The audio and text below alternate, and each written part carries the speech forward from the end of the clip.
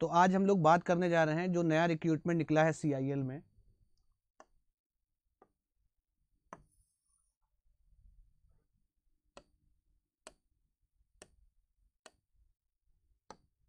CIL में नया recruitment निकला है, right, for the post of management training. तो ये इसलिए मैं इंपॉर्टेंट बता रहा हूँ कि ये गेट के थ्रू नहीं है, इसका इंडिपेंडेंट एग्जाम होगा। तो जिन लोगों को जो गेट के साथ लोग कंफर्टेबल नहीं है या गेट में अच्छा स्कोर नहीं कर पाते हैं, उनके लिए ये जो एग्ज़ाम है दैट इज़ वेरी इंपॉर्टेंट, और वो लोग इस एग्ज़ाम को ध्यान से आगे देखें कि उनके लिए क्या अपॉर्चुनिटीज़ है, राइट। तो सबसे पहली चीज़ जो है इसमें नंबर ऑफ़ वैकेंसीज। सो इस स्लाइड में नंबर ऑफ़ वैकेंसी दिया हुआ है ब्रांच वाइज। तो अगर हम mechanical, civil, electrical core branches का बात करें तो ये जो है नंबर ऑफ़ वैकेंसीज हैं। मैकेनिकल में 258, सिमिलरली सिविल एंड इलेक्ट्रिकल। तो स्टूडेंट्स के लिए अच्छा अपॉर्चुनिटी है।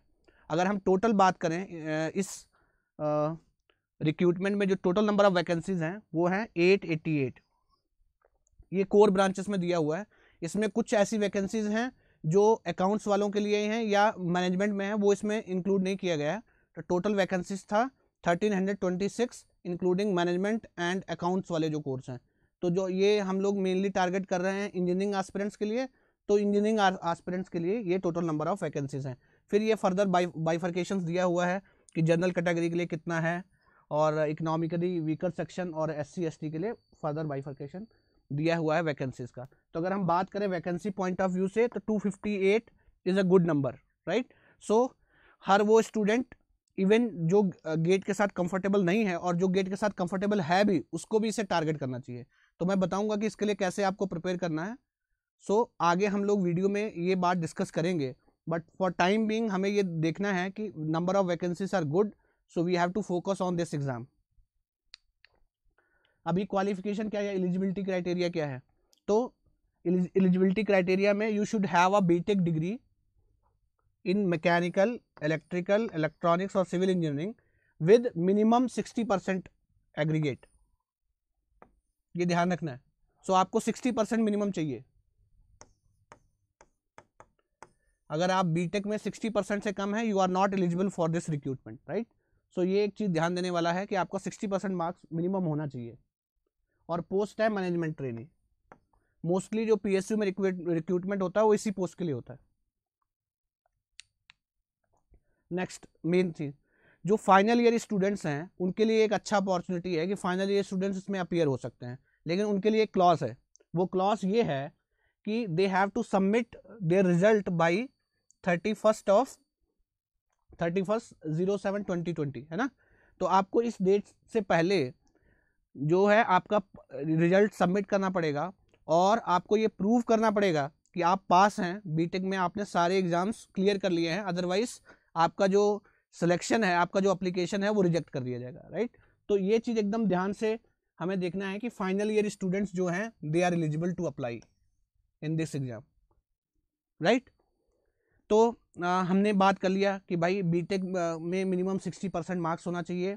बीटेक में आप हमने ब्रांचेस डिस्कस की कि कौन कौन सी ब्रांचेस में रिक्रूटमेंट है। एंड देन जो इम्पोर्टेंट चीज़ है, dates, important dates, right. So online registration, आपको इसका फॉर्म भरना पड़ेगा। उसका डेट है 21 दिसंबर 2019, right.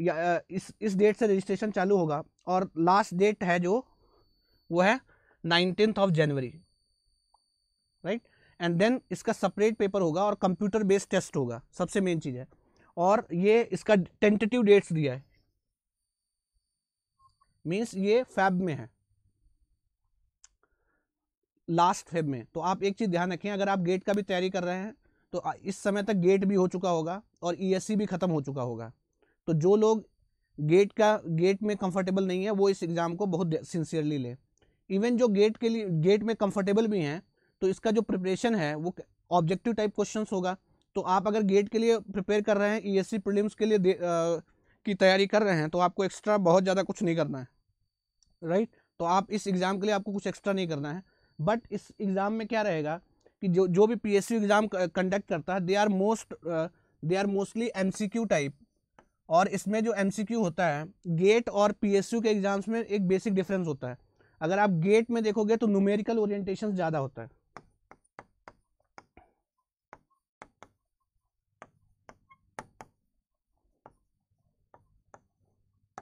More of numerical orientation, right. आपको प्रॉब्लम सॉल्विंग आपका अच्छा होना चाहिए। लेकिन जो पीएसयू के ऐसे एग्जाम्स होते हैं वहाँ थ्योरेटिकल क्वेश्चन बहुत ज़्यादा आते हैं। तो आप इवन अगर आप ईएससी प्रीलिम्स भी दे लें और गेट भी में भी आप गेट का एग्जाम भी दे लें, उसके बाद भी आपके पास सफिशिएंट टाइम होगा कि जो आपको डाटा बेस्ड क्वेश्चन याद करने हैं आप वो क्वेश्चंस कर सकते हैं, राइट। सो ये इसका जो एग्जाम का टाइमिंग है that is also favourable for students. So मैं ये सारे स्टूडेंट्स से बोलूँगा कि इसका फॉर्म भरें और इसमें एक अच्छा अपॉर्चुनिटी है from the point of view of vacancies. और इसके लिए आपको कोई बहुत सारा एक्स्ट्रा तैयारी करने का ज़रूरत नहीं है। अगर आप गेट ईएससी का तैयारी नहीं कर रहे हैं तो आपको सिर्फ एमसीक्यू तैयार करना है, और वो भी आपका जो ओरिएंटेशन है वो थ्योरेटिकल क्वेश्चंस पे ज़्यादा होना चाहिए। अगर आप गेट ईएससी का तैयारी कर रहे हैं तो मैंने आपको ऑलरेडी बता दिया है कि अगर आप गेट ईएससी के एस्पिरेंट्स हैं तो आपको बहुत कुछ एक्स्ट्रा करने की ज़रूरत नहीं है। कुछ आपको फैक्ट्स डाटा याद करना पड़ेगा, वो आपका गेट एग्ज़ाम होने के बाद आप 10-15 दिन अगर फोकस करेंगे तो आप इजीली कर सकते हैं, क्योंकि बाय दैट टाइम आप ईएससी और गेट दे चुके होंगे तो आपका एक डिसेंट लेवल का प्रिपरेशन होगा। तो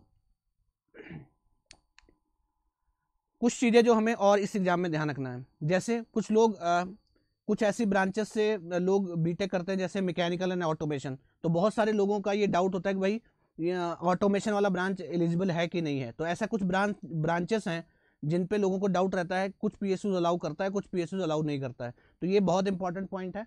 जैसे हम बात करते हैं कि हमारा कौन कौन सा ब्रांच एलिजिबल है, तो मैं ऑलरेडी बता चुका हूँ कि भाई मैकेनिकल इंजीनियरिंग भी एलिजिबल है, और electrical electronics civil engineering, right, ये सब अप्लीकेबल, ये लोग एलिजिबल है। लेकिन ध्यान रहे ये कुछ ब्रांचेस है जो नहीं एलिजिबल है, इस पे ध्यान दें, जो एलिजिबल नहीं है। मतलब अगर आपने प्रोडक्शन, इंडस्ट्रियल, ऑटोमेशन, इन सब चीज़ों में बीटेक कर रखा है तो आपको मैकेनिकल इंजीनियरिंग में एलिजिबिलिटी क्राइटेरिया नहीं मिलेगा। मतलब आप as a mechanical engineer consider करके आपका रिक्रूटमेंट नहीं किया जाएगा, राइट। मतलब आपको आपका डिग्री में मैकेनिकल इंजीनियरिंग में ही होना चाहिए। तो कुछ ऐसे इंस्टीट्यूट्स या यूनिवर्सिटियां हैं जो ऑटोमेशन वगैरह में डिग्री देते हैं, those people are not eligible for this exam, right. तो बाकी ये सब लिखा हुआ है, आप देख सकते हैं। और अगर आप डिटेल में इस एडवर्टाइजमेंट के बारे में देखना चाहते हैं तो आप वीडियो के डिस्क्रिप्शन में जाएं, वहाँ कोल इंडिया का जो डिटेल्ड नोटिफिकेशन निकला है वो दिया हुआ है, आप उसे पढ़ सकते हैं। जो मेन बेसिक चीज़ें हैं वो मैंने आपको बता दिया है। एक बार मैं फिर से कोर पॉइंट्स को हाईलाइट कर देता हूं जो आपको जानना है। तो पोस्ट है मैनेजमेंट ट्रेनिंग के लिए आपको रिक्रूट किया जाएगा।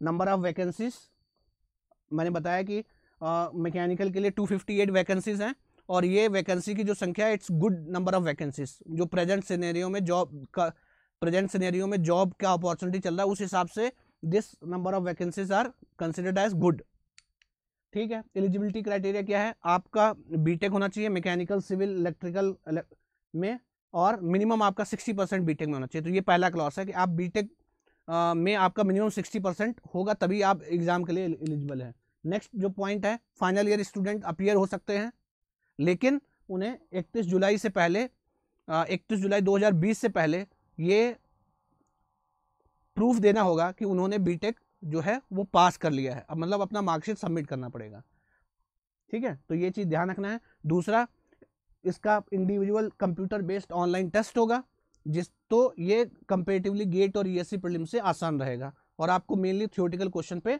अप्रोच रखना है। जो लोग गेट और ईएससी प्रीलिम्स का तैयारी नहीं कर रहे हैं वो लोग तो सीधा अपना एमसीक्यूज तैयारी करें। बहुत सारा आपको टेक्स्ट बुक मिल जाएगा जो ऑब्जेक्टिव का होगा, तो आप उसको रेफर कर सकते हैं।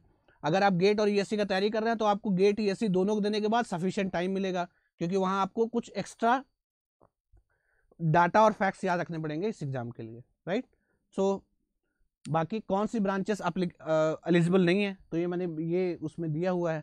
और आपको डिटेल में जानना है तो आप जैसे मैंने बताया डिस्क्रिप्शन में लिंक दिया हुआ है, जो CIL ने एडवर्टाइजमेंट निकाला, आप वहाँ से चेक कर सकते हैं।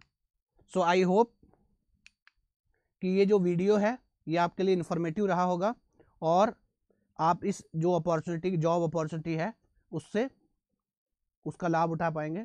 Thank you very much.